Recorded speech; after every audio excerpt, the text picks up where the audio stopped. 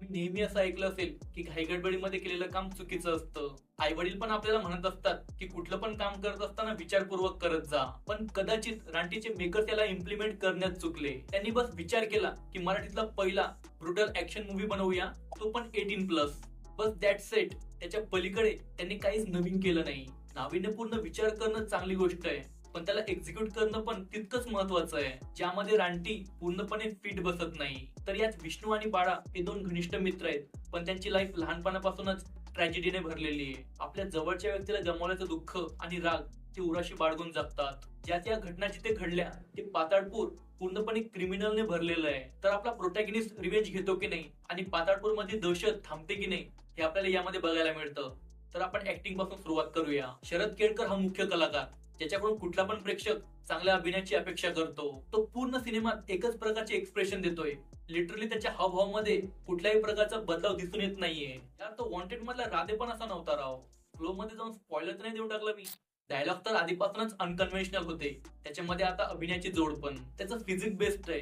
तो या action movie साठी पूर्णपणे सक्षम आहे. पण त्याचे डायलॉग्स, कॅरेक्टर डेव्हलपमेंट आणि ओरिजिन दाखवण्याची पद्धत यामुळे तो आपल्याला शेवटपर्यंत कनेक्ट होत नाही. आणि असं मी का म्हणालो याचं एक्सप्लेनेशन मी व्हिडिओच्या शेवटी तुम्हाला देईल. संतोष जुवेकरचा लुक याच्यामध्ये थोडा वेगळा आहे आणि तो त्याच्यावरती सूट पण करतो. तो एक चांगला कलाकार आहे आणि आपल्या अभिनयाच्या बळावर लोकांना मंत्रमुग्ध करण्याची ताकद पण त्याच्यामध्ये आहे. पण रानटीमध्ये ते पूर्णतः खुलून आलं नाही असं वाटतंय. बऱ्याच सीन मध्ये आपण त्याच्यासोबत रिलेट करतो, पण मध्येच तो ओव्हर ऍक्टिंग सुरू करतो आणि सर्व मिसमॅच होऊन जातं. आपल्याला समजतं की ते कॅरेक्टर आपली भावना व्यक्त करतंय, पण ते इमोशनल बॅलन्स त्या फ्रेम मध्ये मेंटेन राहत नाही. त्याची ओरिजिन, वडील आणि भावासोबतचं नातं आणि महत्वाचं म्हणजे त्याची मैत्री यावर थोडा प्रकाश टाकायला हवा होता. पण तसं न करता खूप शॉर्ट मध्ये सर्व दाखवलं जातं. त्याच्यामुळे या पण पात्रासोबत आपण रिलेट करू शकत नाही. शान्वी श्रीवास्तवला फक्त ऍक्शन सीन सुरू असताना स्केरी एक्सप्रेशन देण्यासाठी ठेवलंय असं वाटतं. आणि कथेमध्ये सुद्धा तिचं पात्र तितकंसं महत्वाचं नाहीये.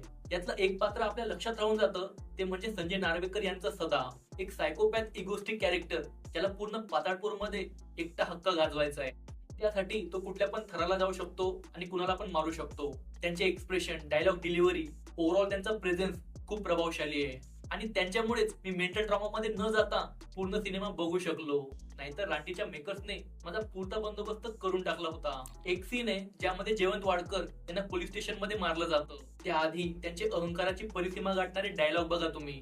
One of the best scene आहे तो. बाकी सपोर्टिंग कॅरेक्टर मध्ये नागेश भोसले, छाया कदम, माधव नैना, सुशांत शिलार, संजय खापरे यांचा अभिनय ठीकठाक आहे. त्यातल्या त्यात जयवंत वाडकर यांनी पोलीस स्टेशनच्या त्या सीन मध्ये खूप इंटेन्स परफॉर्मन्स दिलाय. डायरेक्शन बद्दल बोलायचं झालं तर समीर कक्कड यांचं काम मीडियोकर आहे. एवढे चांगले कलाकार आहेत तुमच्याकडे, लोकेशन पण आहे, बजेट पण आहे, तरी सुद्धा तुमचं आउटपुट एवढं निराशाजनक. तसं एकट्या माणसावर पूर्ण खापर फोडणं चुकीचं राहील. त्याच्यामुळे मी पूर्णतः दोष त्यांना देणार नाही. पण जे डिसिजन मेकर आहेत त्यांनी क्रिएटिव्ह फ्रीडम जर का दिलं असतं तर याचं आउटपुट चांगलं आलं असतं. डायलॉग त्यातला सर्वात मोठा ड्रॉबॅक आहे, जो त्यांनी टीजर पासून मेंटेन ठेवलाय. एक होप होती की टीजर आणि ट्रेलर मध्ये असं होतं, पण ऍटलिस्ट मूवी मध्ये तरी असं राहणार नाही. पण इथे सुद्धा डायलॉग रायटर आपल्याला डिसअपॉइंट करतात. एक संजय नार्वेकर यांचे डायलॉग सोडले तर बाकी सर्व ऍव्हरेज आहेत. उदाहरणार्थ काही सीन मध्ये सिच्युएशन खूप टेन्स असते, पण डायलॉग बॅकफायर करतो.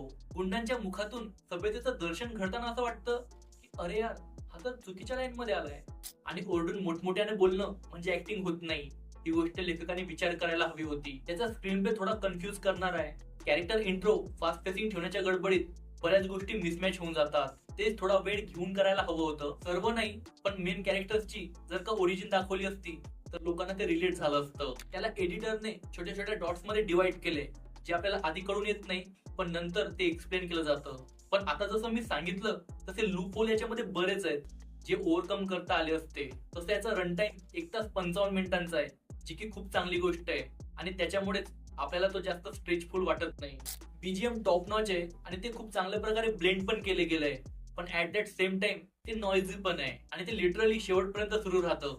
एका सर्टन स्टेज पर्यंत ते आपल्याला चांगलं तर वाटतं, पण ते जर का रिपीट व्हायला लागलं तिथे आपण बोर व्हायला लागतो आणि ते इरिटेट पण करतं. आणि मेन म्हणजे त्या गोष्टीमुळे आपण आपला इंटरेस्ट लूज करतो. आणि यातली गाणी पण लक्षात राहण्यासारखी नाहीयेत.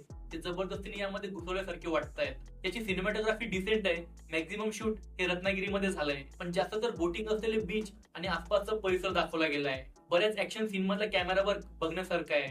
तसं यामध्ये बरेच लूप होल आहेत, पण त्यातला एक मला सांगू वाटतोय आणि ते म्हणजे याची लव्ह स्टोरी. जे पूर्णतः रिलेटेबल नाहीये. पूर्णतः काय म्हणतोय मी, बिलकुल रिलेटेबल नाहीये. एका सीन मध्ये प्रोटॅगनिस्ट मुलीला वाचवतो आणि सेकंड सीन मध्ये त्यांची केमिस्ट्री सुरू होऊन जाते, जे कुठल्याच अँगलने डायजेस्ट होण्यासारखं नाहीये. तसं आपण एक दोन ठिकाणी रिलेट करतो, ते म्हणजे संतोष जोवेकर आणि त्यांच्या वडिलांचा इमोशनल अँगल. ओव्हरऑल या सिनेमाची चांगली गोष्ट म्हणजे मेकर्सनी केलेला नवीन प्रयत्न, पण अनफॉर्च्युनेटली तो परफेक्ट नाहीये. त्याच्यामुळे या दशकामधला सर्वात पॉवरफुल सिनेमा तो बनू शकत नाही. फक्त भव्य ऍक्शन सीन असून जमत नाही, तर भावनांचं कनेक्शन पण जुळवावं लागतं. इथे तर एंड पर्यंत आपण कुणासोबतच रिलेट होत नाही. हा रानटी बघायचा की नाही हे पूर्णतः मी तुमच्यावर सोपवतो. बाकी या व्हिडिओ बद्दल आणि रिव्ह्यू बद्दल तुमचं काय मत आहे हे मला कमेंट करून नक्की सांगा. याचबरोबर मी टॉप 10 अंडररेटेड अभिनेत्रीवर व्हिडिओ बनवलाय, जो तुम्ही इथे क्लिक करून बघू शकता.